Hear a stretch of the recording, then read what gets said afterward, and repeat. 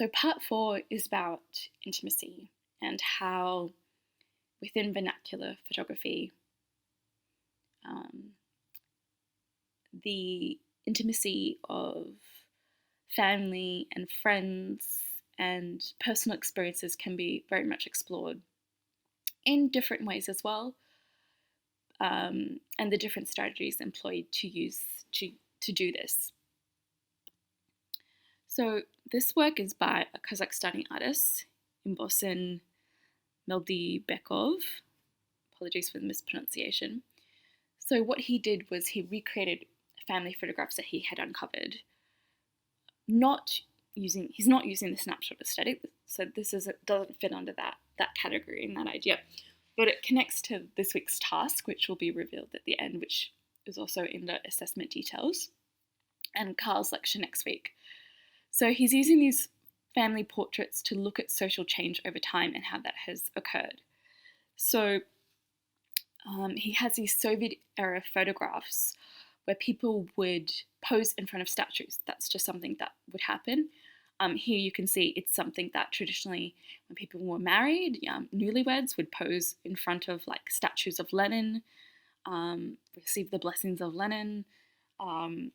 So he says here, I contrast family photographs from 20 years ago with modern ones, and it turns out that nothing much has changed, just the clothing and the heroes on the monuments framing the family being photographed. He also says that he very much stages, tells people where to put their arms and their bags. So he's not trying to convey a reality, but it is there is still that reality of the photograph versus the non-reality. But he is playing with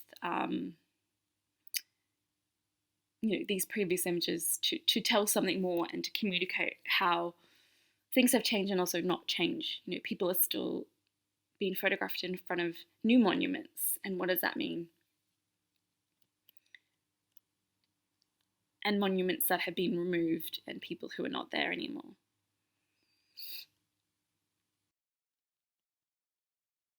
So a much more, traditional sense of documentation is Sally Mann. So she worked with large format photographs in black and white, and she documented her family and children. And there's a lot of controversy around this because she would photograph her, children naked and growing over time. But this was just what was around her in her life.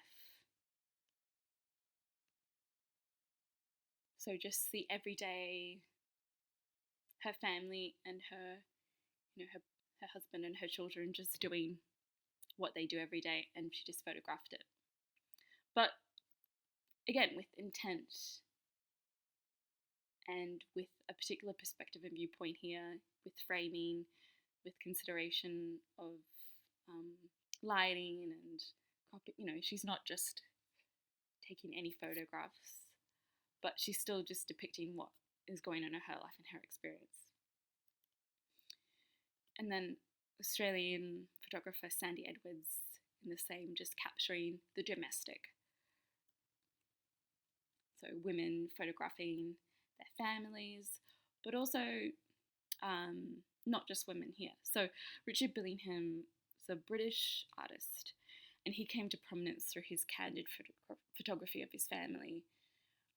So there's a series called Raise a Laugh, and it's a portrayal of poverty and deprivation in which Billingham grew up. At that time, he was very poor and he had to move back into his family home, and he used the cheapest film he could find and was taking these photographs to work on later, and ended up actually, finding it was very successful and continuing this work. And so at first, it's difficult because he's showing his alcoholic father drunk, his obese chain smoker mother, them fighting, and this sort of dysfunctional poverty. But also, there's a care that he's also showing of his family, and there's an integrity in this work. How, although deeply troubled, this is just human existence, and he's representing what he knows and depicting what he knows and what he's familiar with. So he also did a documentary film called Ray and Liz, exploring his family and this story. But yeah, this is like fantastic snapshot aesthetic of this cat in the air, and Ray reacting to that.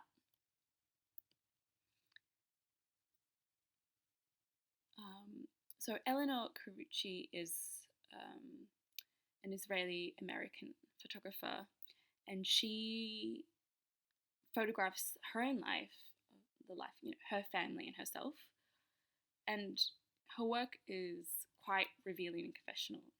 So this is her about to give birth.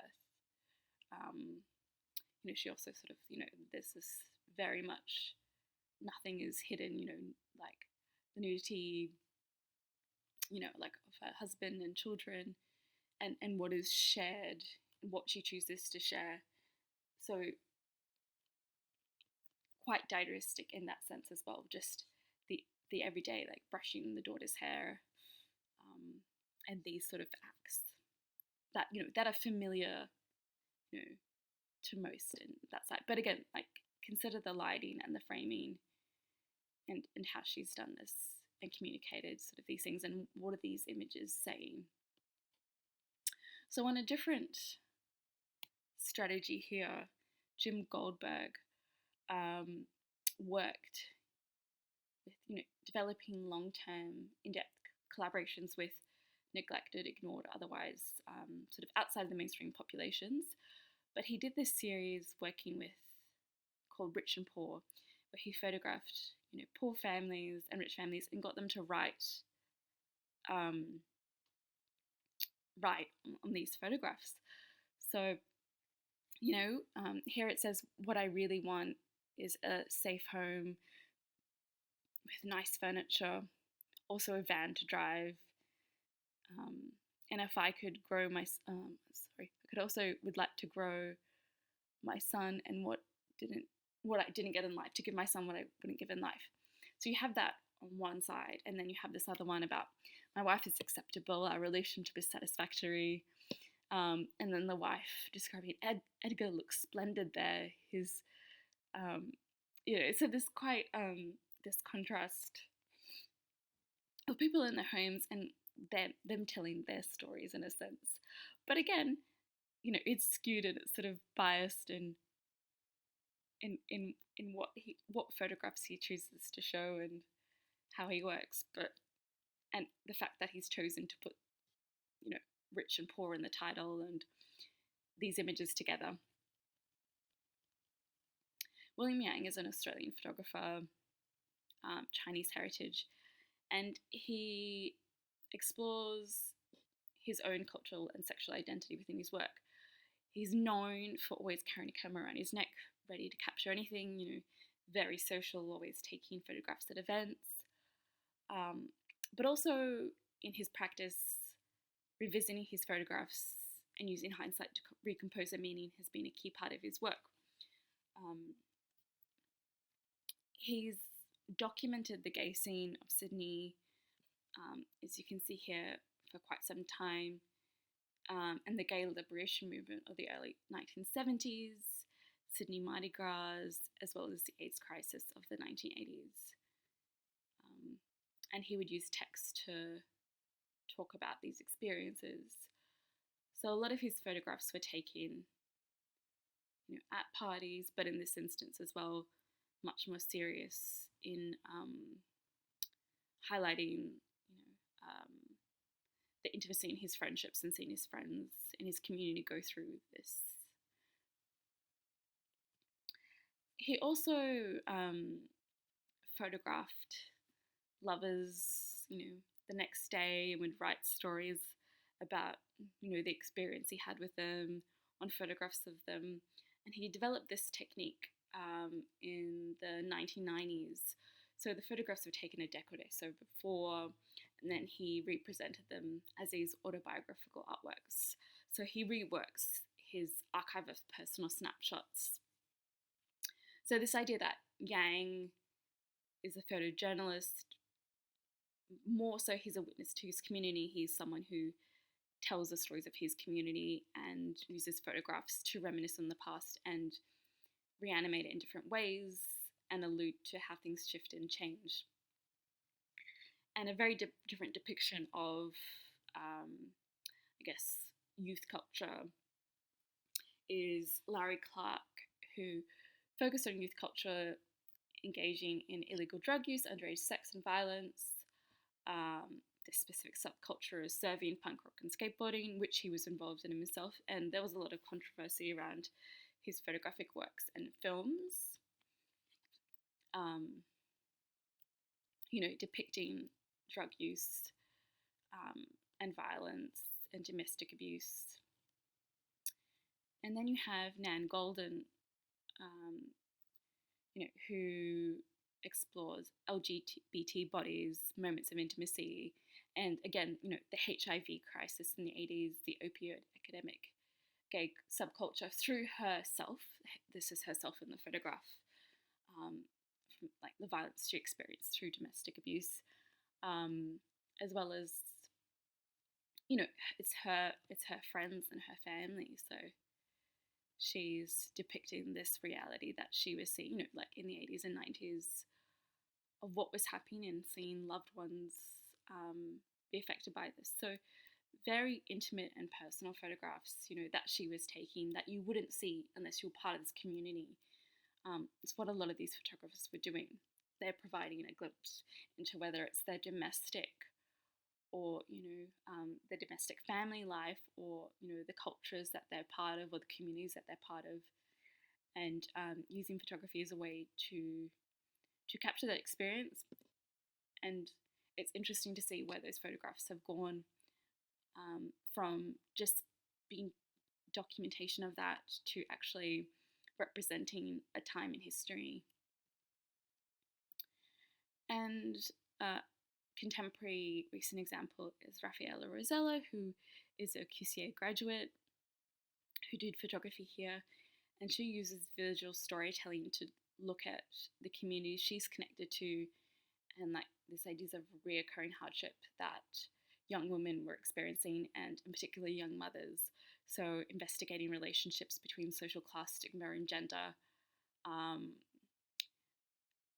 often focusing on First Nations experience, and women, single mothers, and women being taken to prison and having children being taken away from them, and their experiences and stories.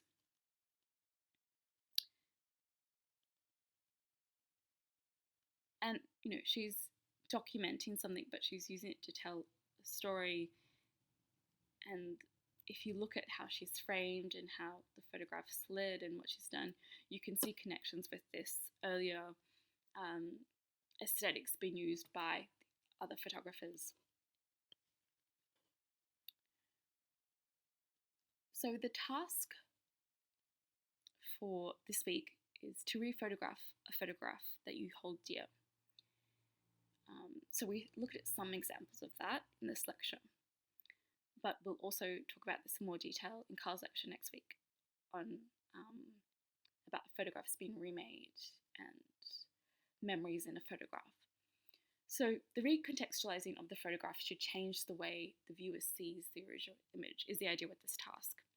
So it shouldn't just be recreating it. You should have a reason why this is happening, why you're doing this, and how is this re-imaging changing how the photograph is read or viewed or what it's saying. You should have some intent with it. And just to do a recap of all the tasks, this is on the course content as well.